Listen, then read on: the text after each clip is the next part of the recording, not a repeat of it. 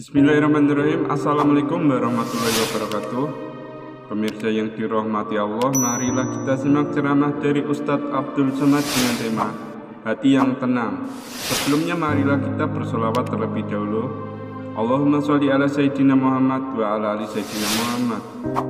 Selamat menyaksikan. Saya selalu berzikir Pak Ustadz, subhanallah, subhanallah, subhanallah. Itu bukan zikir, itu nyebut. Kalau istri saya ngingat saya, bagaimana cara dia mengingat saya? Apakah disebutnya somat, somat, somat, somat? Itu nyebut. Kalau ingat itu dalam diam. Ingat itu dalam diam di dalam.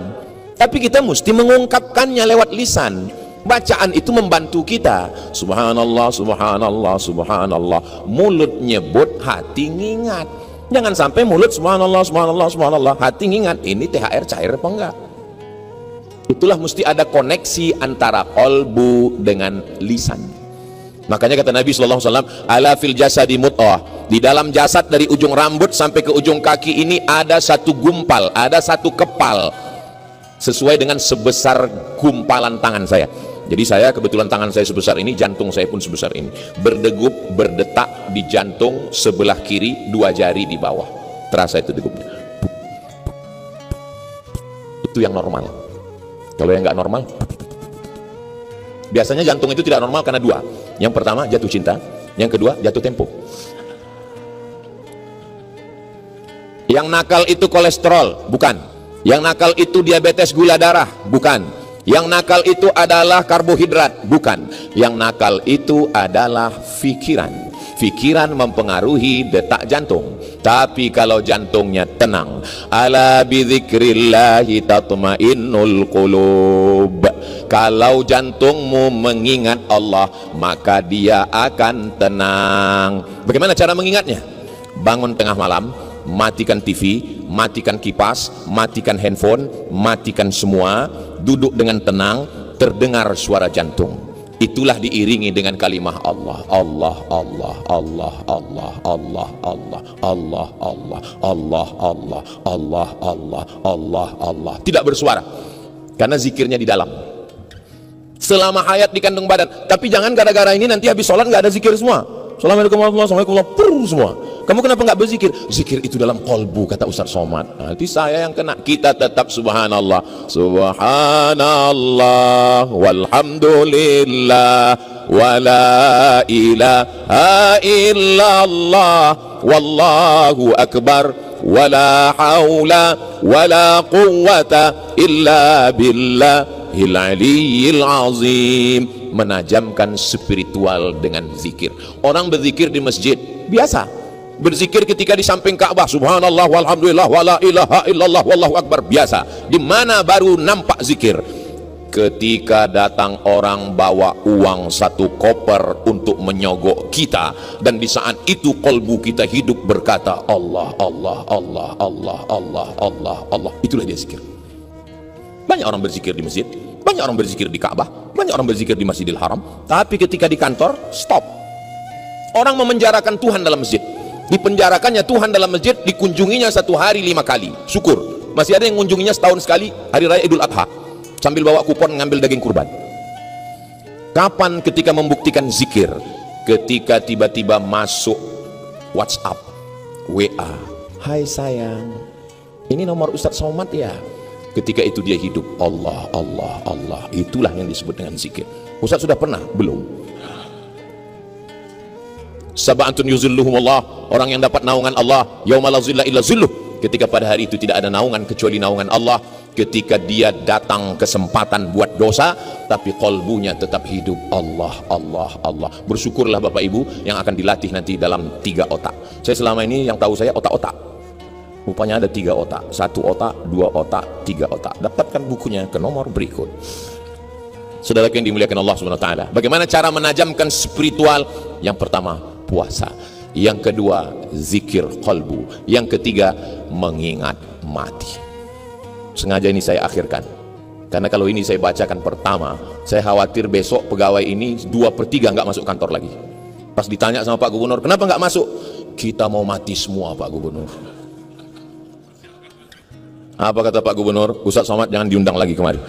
Dia mematikan etos kerja kita semua. Ingat mati bukan berarti kita meninggalkan dunia.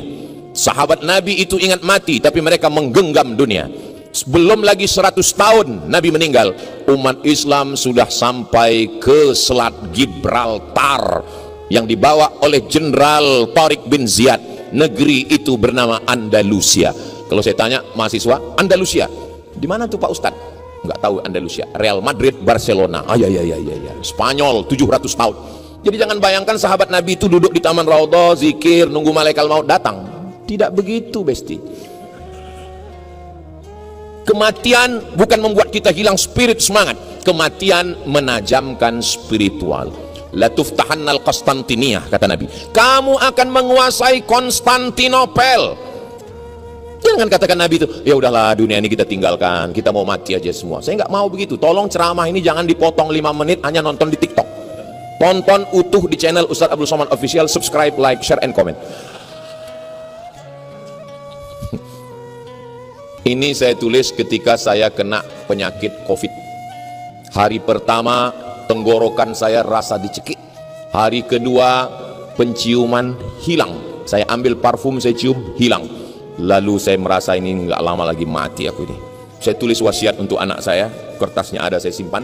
Dan menunggu mati itu saya cari bagaimana nabi-nabi mati, bagaimana ulama mati. Selesai dicetak, nggak mati-mati. Saya waktu itu memang udah betul-betul siap untuk menghadapi kematian. Bagaimana Nabi Musa ketika akan mati meninggal dunia, dia panggil anak perempuannya, anak perempuanku tanam kapas.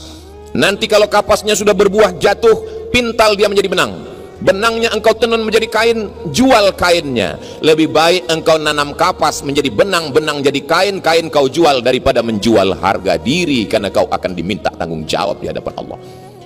Kenapa yang dia pesankan anak perempuan? Mudah-mudahan Bapak Ibu yang punya anak perempuan dijaga Allah Subhanahu wa taala. Man ala salasa banatin, siapa yang punya 3 anak perempuan, fa'addabahunna, dia jaga dengan baik, wa zawwajahunna, dia nikahkan dengan orang baik-baik, wa ahsana ilaihinna, dia buat baik sampai mati, falahul jannah, dia masuk surga. Di antara Bapak Ibu yang punya 3 anak perempuan sudah punya kunci surga. Yang baru punya 2 tambah lagi. Ustaz Somad belum punya anak perempuan. Saudaraku yang dimuliakan Allah Subhanahu wa taala. Lalu kemudian Nabi Muhammad sallallahu alaihi wasallam berada di atas pangkuan Sayyidatuna Aisyah. Lalu kemudian apa kata Nabi SAW? As-salah, as-salah. Jangan tinggalkan salat, jangan tinggalkan salat. Wa ma malakat aimanukum. Perempuan, hamba sahaya, budak, waktu itu itulah makhluk yang paling lemah. Jangan aniaya orang. 2 pesan Nabi menjelang kematian. 1, salat kepada Allah. 2, jangan zolimi orang.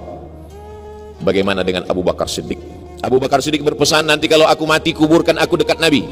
Bawa jenazahku, ucapkan salam ke pintu makam Nabi. Kalau terbuka pintunya, masukkan jenazahku. Kalau pintunya tertutup, bawa aku ke pemakaman Baqi. Panjang umur, sehat badan, mudah-mudahan kita nanti umroh akbar bersama Ustaz Abdul Somad. Ongkos tanggung masing-masing. Begitu Abu Bakar Siddiq radhiyallahu anhu meninggal, dibawa jenazahnya ke pintu makam Nabi, diucapkan salam.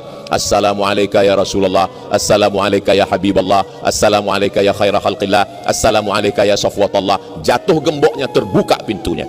Dimakamkanlah Abu Bakar Siddiq di samping makam Sayyidina wa Maulana Muhammad sallallahu alaihi wasallam. Lalu kemudian bagaimana? Di sini tidak hanya cerita tentang orang yang baik-baik. Ada satu panglima perang Ats-Tsaqafi, ulama dia bunuh, sahabat Nabi dia pukul, dia hinakan. Bagaimana Allah membalas dia? Mengerikan. Jangan kemana-mana, kita lanjutkan setelah yang satu ini. Biasa kalau di TV gitu, bagaimana Allah membuat dia sakit. Dia sakit di dalam badannya ini tidak tertahankan. Datang sahabat Nabi namanya Anas bin Malik. Kata dia kepada Anas bin Malik, wahai Anas bin Malik, engkau sahabat Nabi, doamu terkabul. Aku tidak minta engkau berdoa supaya aku sembuh. Jangan doakan aku sembuh, doakan aku cepat mati, aku sudah tidak tahan. Maaf, maaf, maaf, beribu maaf. Diambil daging sepotong, dimasukkan maaf ke anusnya, ditarik pakai benang, baru ditahan masuk, ditarik pakai benang. Itu ulat-ulat sudah lengket di dalam daging itu. Begitulah dia tersiksanya sampai akhirnya dia mati. Apa kata dia? Ya Allah, aku meminta kepadamu supaya matikanlah aku, saking tidak tahannya. Mudah-mudahan kita semua melewati ini dalam keadaan husnul khatimah insyaallah.